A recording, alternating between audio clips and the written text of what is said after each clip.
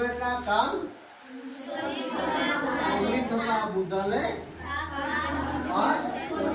তোমালোকে ভালকৈ পঢ়িবা হা। আমি এটা নিউজ চেনেলৰ তৰফৰ পৰা আহিছোঁ হা।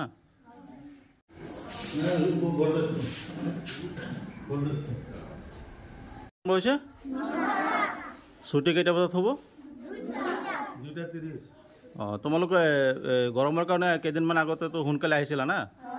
তোমালোকে খোৱা পানী ক'ৰ পৰা খোৱা?